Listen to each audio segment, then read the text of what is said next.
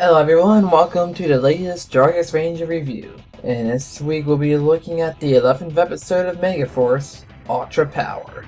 Whoo boy, was this a fun one. Well, it starts off in the command center. And the reason I always make a big deal about the command center is that the first episode is built up to be something very important.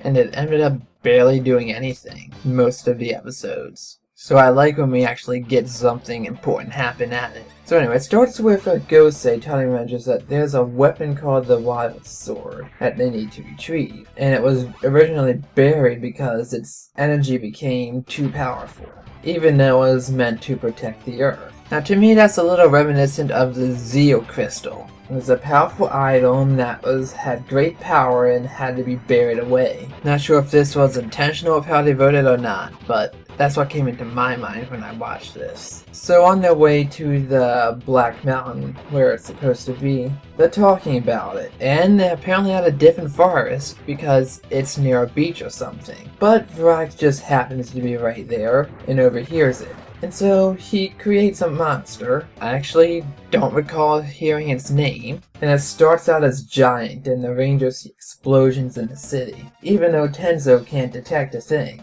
So they attack the monster and they hit it and he seems damaged, but the Rangers feel like they don't do anything to him. And then he summons the mutants that they've defeated in the past. So while the Rangers try to fight them, Vox finds the sword but it's protected by a barrier. Then as the battle continues with the whole thing seeming very strange, no damage really being taken even though they're attacking the monsters, Robo Knight just shows up and starts kicking his ass. He reveals that they're all illusions and is attacking the real monster. And he pretty much spends the whole episode just holding him off while the Rangers go after Vrock. So the Rangers make him shoo away for a bit at the barrier, and when they try to walk through it, they break it. So Troy grabs his sword, but seems to resist him. Vrock takes that opportunity and takes it for himself. Now the sword has a mind of its own, and tries to resist him as well, but he uses his power to hurt it and it forces it to attack. Though the sword's power does spill out when Vox trying to control it, and it destroys a lot of the buildings around where they're fighting.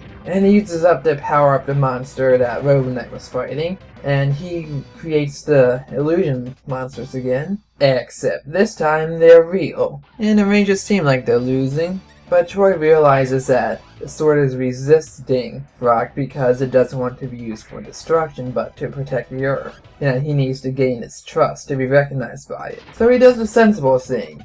He throws the sword to the ground and rushes at Rock, who is about to blast him with it, and just grabs his sword by the front of it, which is the head of a dragon.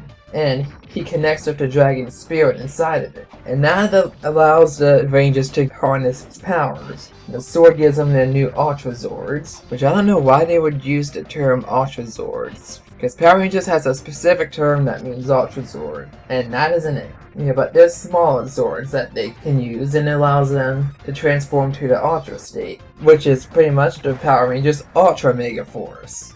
So I wonder what's going to happen next season. It's going to be called Super Megaforce. Ultra Super Megaforce? Who knows? That name is just getting too long now. So pretty much the monsters are now doing no damage to the Rangers, and they're just one-shotting them, and their power is expanding. Jake especially impressed me because he was able to just turn his house to stone, well, encase him in actually stone, and then break out of it to defend himself. And so, to finish it off, they use a dynamic strike, which is just a giant blast of fiery-like energy. And Rock allows that monster to take the hit while he disappears. The Ultra Megaforce forms is basically a golden armor on the chest part that goes around to the back, and the front is like the dragon's head protruding out. And it can even bite enemies, which I thought was kind of funny. So the Rangers go to celebrate at the command center at the end of the episode. And Jake, being the little wise ass that he is, gets Tenzo to just play some music for them, and proceeds to try to get Gia to dance with him.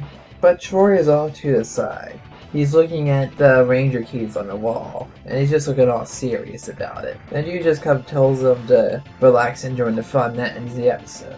So I guess I won't come into play until like Super Megaforce in the next season, or at the end of this one. Which I'm glad they showed that, because they're still showing that this is going to tie into the adaptation of Gokaiger. How that will happen is anybody's guess, but I'm quite interested in seeing where this leads. Because now there's like several different plot threads going on, along with the backdrop of there's going to be the Legend War at some point. And if they intend to resolve most of it by the end of this season, then they've even got a handful of episodes to go, because it's only slated for 20 episodes. So hopefully it won't seem rushed at the ending like many of the Disney seasons seem for the finales. But only time will tell over the next couple months. Overall, this was a very solid episode. I mean, Robo Knight came out of his shell, and whoever says his voice is definitely doing a better performance now. It sounds a little more, I guess, emotive, even though he's a robot. But his voice carries more weight to it now, which I like. And so we're moving pretty fast track with how things are going compared to Gokaiger.